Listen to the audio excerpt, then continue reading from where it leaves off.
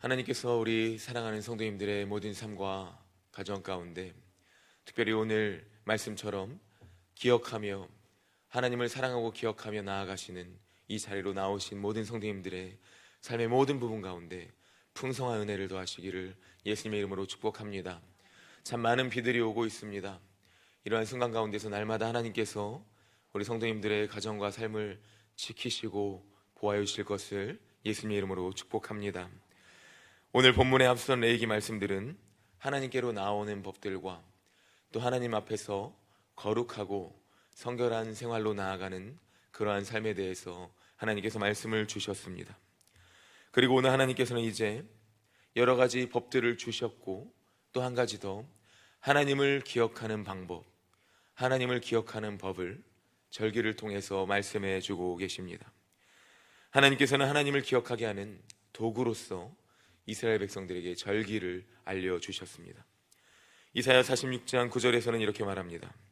너희는 옛 정리를 기억하라. 나는 하나님이다. 아멘. 하나님께서는 그의 백성들에게 선지자들을 통하여서도 늘 말씀하셨습니다. 너희는 기억하라. 우리 또한 기억해야 할 줄로 믿습니다. 하나님께서 정해주신 절기는 살아계신 하나님을 기억하게 합니다. 하나님의 행하신 일을 기억하는 시간이 바로 절기이며 우리에게 베푸신 하나님의 은혜를 기억하는 시간이 절기입니다. 우리에게 베푸신 하나님의 그 모든 사랑을 기억하는 시간이 하나님께서 이렇게 주신 절기의 시간입니다. 이렇듯 택함받은 백성이 그 절기를 지킴으로 말미암아 여호와 하나님을 기억하고 하나님께서 행하신 일을 다시 한번 생각하면서 하나님께서는 그들로 하여금 하나님을 경외하고 예배하게 하셨습니다. 오늘날은 어떻습니까? 이 모든 절기를 이루시고 성취하신 예수 그리스도로 말미암아 우리 또한 이 모든 것들을 누리게 되는 줄로 믿습니다. 이 모든 것이 하나님의 은혜요 사랑인 것입니다. 그렇다면 하나님께서 어떠한 절기들을 주셨습니까? 잘 아시겠지만 먼저 하나님께서는 십계명 말씀처럼 안식일을 지키라 말씀하셨습니다. 오늘 말씀 서두에 하나님께서는 안식일을 지킬 것을 명령하십니다. 곧 안식일은 모든 것의 기초가 됩니다. 여기에는 여세 동안 창조하시고 7일째 되는 날에 안식을 가지셨던 그 창조주 하나님에 대한 기억과 하나님께서 창조주가 되신다, 하나님께서 모든 것 되신다, 그 하나님을 기억하자, 기억해라 라는 의미가 있습니다. 이제 신약으로 와서는 어떻게 되었죠? 초대 교회로 와서 안식 후 첫날이 바로 주일이 되었고 우리는 또 그날을 기념하며 하나님께 성수주일을 통하여 나아가고 있습니다. 언약 백성인 우리 또한 이러한 성수주일을 통하여서 하나님을 예배합니다. 그리고 창조주 하나님을 기억하며 매 주의 시간을 통하여서 나의 삶의 주인이 창조주가 내가 아니라 하나님입니다. 하나님이 나를 창조하셨고 나로 하여금 예배자가 되게 하셨으며 하나님을 기억하고 예배하는 자가 되게 하셨습니다. 그러므로 나 또한 하나님이 안식하셨던 그날을 기억하며 또 이렇게 우리가 새 언약의 백성으로서 신약의 교회가 이제 주일을 기억하는 그 날을 통하여서 하나님이 나의 인생의 주인이요 이 주일을 통하여 삶의 모든 것 되심을 인정하고 고백하며 오직 하나님만을 예배합니다. 경배합니다. 이 삶을 날마다 기억하며 살아가야 하는 줄로 믿습니다. 새벽의 시간도 마찬가지입니다. 사실 어느 하나 율법적으로 정해진 것이 아니라 하나님께서 우리로 하여금 예배자가 되게 하셨고 삶의 예배, 새벽의 예배, 세오 기도회 또 여러 예배 시간을 통해서 예배하게 하셨습니다. 우리는 모든 예배들을 통해서 하나님께로 나아갈 수 있습니다. 그런데 특별히 구약의 백성들에게는 하나님께서 안식일이라는 것을 제정해 주셨고 그 날을 통하여서 기억하라, 창조주 하나님을 기억하라 말씀해 주신 것입니다.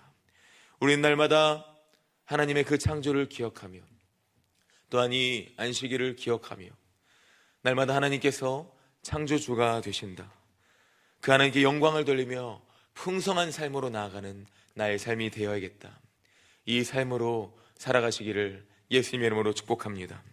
이어서 하나님께서는 유월절과 무교절에 대해서 말씀하십니다. 곧 유월절 그리고 무교절을 하나님께서 주시는데, 유월절과 무교절은 이스라엘 백성의 출애굽을 기념하는 것이었습니다. 유월절을 통해서 하나님께서는 말씀하십니다. 곧 하나님께서 주신 해방, 여기서는 죽음으로부터의 해방을 하나님께서 말씀하십니다. 곧 죄악의 속박으로부터의 해방을 하나님께서는 유월절을 통해 기억하게 하십니다. 그렇다면 먼저 유월절은 무엇입니까? 이스라엘 백성들이 어떻게 해방되었습니까? 어린 양의 피로 말미암아 그것을 하나님께서, 백성들은 열장의 마지막 재앙 때 처음 난 모든 것의 죽음을 어린 양의 피로써 하나님이 그것을 보고 넘어가셨는데, 좌우 문설주와 임방에 바르게 하셨습니다. 그리고 그 피를 보고 하나님이 넘어가셨습니다. 죽음에서 해방되게 하신 것입니다. 하나님께서는 이렇게 말씀하셨습니다. 너희는 이르기를 여호와의 유월절 제사람, 여호와께서 애굽 사람에게 재앙을 내리실 때에 애굽에 있는 이스라엘 자손의 집을 넘으사 우리의 집을 구원하셨느니라 하라. 아멘. 이렇게 말씀하셨습니다. 이스라엘 백성이 출애굽 때에 이 유월절의 모든 의식들을 행하면서 그 어린 양의 피를 바르면서 하나님을 믿음으로 나아갔습니다. 그리고 하나님은 실제적으로 그 모든 죽음에서 그들을 건지셨습니다. 여기에는 무슨 뜻이 있습니까? 잘 아시다시피 유월절 어린 양 되시는 예수 그리스도의 보혈의 피가 상징적으로 담겨져 있습니다. 그 보혈의 피로 말미암아 죽음에서 새 생명을 얻게 된 것입니다. 우리 또한 마찬가지로 예수 그리스도의 그 십자가 보혈의 피로 이 유월절 어린 양의 피, 그 모든 죽음, 그것이 결국 우리의 생명을 살리게 된 모든 의미요 예수 그리스도의 십자가 사랑과 은혜가 된 줄로 믿습니다. 이어서 또한 무교절은 유월절이 끝나는 다음 날로부터 시작되는 날을 우리는 알 수 있습니다. 유대력으로 1월 14일에 이제 유월절이 시작되었고, 그 다음 날 무교절이 시작되었습니다. 이제 일주일 동안 계속되는 절기이기도 한데요, 이 기간 동안에는 하지 말아야 할 것이 있었습니다. 바로 무엇이냐? 죄를 상징하는 누룩을 먹지 말아야 하고, 첫째 날과 마지막 날에는 아무런 노동도 하지 말고 오직 하나님 앞에 순전함으로 거룩한 성회로 모여서 하나님을 경외하며 경배하고 예배해야 했습니다. 곧 누룩을 넣지 않은 무교병을 먹으면서 시작과 끝을 거룩한 성회로서 나아가는 것이었습니다. 무교병은 누룩입니다. 효소입니다. 효소를 넣지 않은 누룩을 이스트라고도 하는데요, 그것을 넣지 않은 빵을 먹는 것은 쉽지 않은 일이었습니다. 이것은 무엇을 의미합니까? 누룩은 상징적으로 영적 의미로 죄를 지칭합니다. 세상의 방법과 세상의 것들을 지칭합니다. 인간의 생각, 거짓된 사단의 속임수에 대한 것을 비유합니다. 누룩을 뗀 그러한 떡은 먹기 쉽지 않습니다. 그러나 하나님께서 그것을 먹으며 하나님을 기억하라 하십니다.